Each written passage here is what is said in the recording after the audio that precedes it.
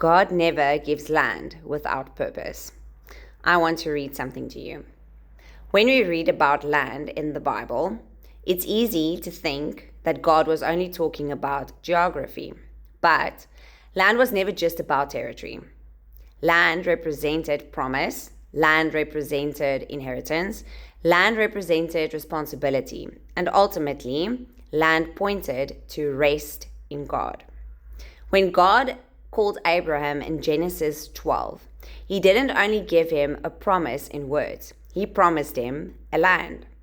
Why? Because God's promises are not meant to remain abstract. He intends for them to become something you can eventually stand in. Land is often the visible evidence of an invisible promise.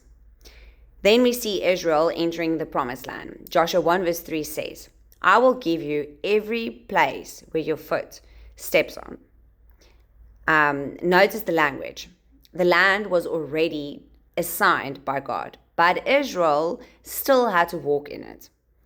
This reveals an important kingdom principle. Some people spend their lives fighting for things God never assigned to them, while neglecting the inheritance that already belongs to them.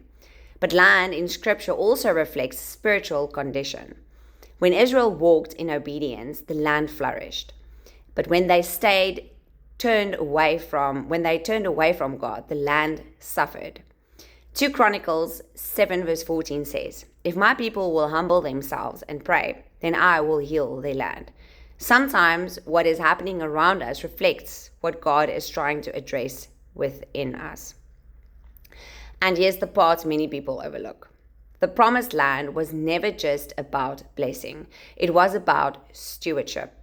Adam was placed in the garden not simply to enjoy it, but to cultivate it, protect it, and build within it. Because every land assignment comes from responsibility. And if God gives territory, he also expects stewardship. But there's another truth. Promised land is often contested land, and Israel didn't simply receive the land passively. They had to trust God, obey him, and fight what he had already been promised.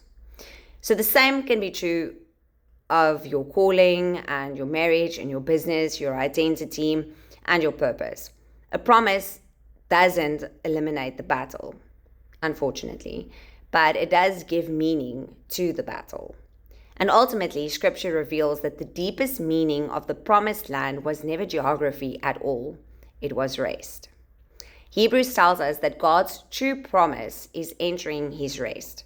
So where striving ends and trust begins. So when God begins speaking about land, he may be speaking about more than blessing. He may be speaking about increase. He may be speaking about responsibility, influence, stewardship, and the capacity to carry what he is entrusting to you. Because in God's kingdom, more land doesn't only mean more blessing, it means more to steward. So if God is preparing you for greater territory, he's first preparing you to carry it well.